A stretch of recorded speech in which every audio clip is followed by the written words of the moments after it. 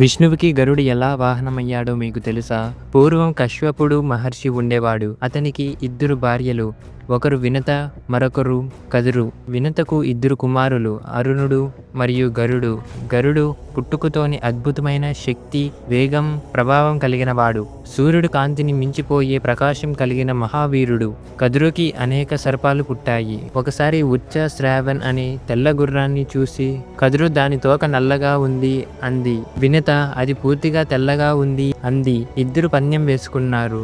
ఓడిన వారు మరొకరి దాస్యం చెయ్యాలని పందెం వేసుకున్నారు. కదురు తన పిల్లలైన సర్పాలకు మోసం చెయ్యమంది. వారు గుర్రం తోకను నల్లగా కనిపించేలా చేశారు. వినత పందెంలో ఓడి కదురు మరియు ఆమె పిల్లలకు దాసిగా మారింది. తల్లిని బానిసత్వం నుంచి విడిపించడానికి గరుడు సర్పాల దగ్గరకు వెళ్లి వేడుకున్నాడు.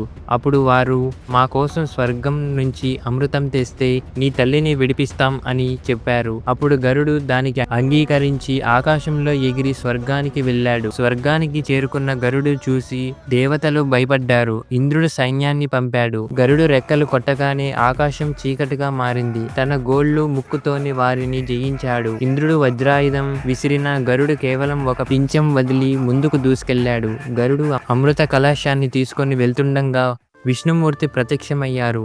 నీ శౌర్యం, తల్లి పట్ల నీ భక్తి నన్ను ఆకట్టుకుంది గరుడా. నీవు నా వాహనముగా ఎప్పటికీ ఉండాలని విష్ణువు చెబుతాడు. నేను ఎప్పటికీ ఎవరికీ బానిస కాని పక్షి, కానీ మీ సేవకుడిగా ఉండటం గౌరవంగా భావిస్తాను అని విష్ణువుకి వాహనంగా మారుతాడు.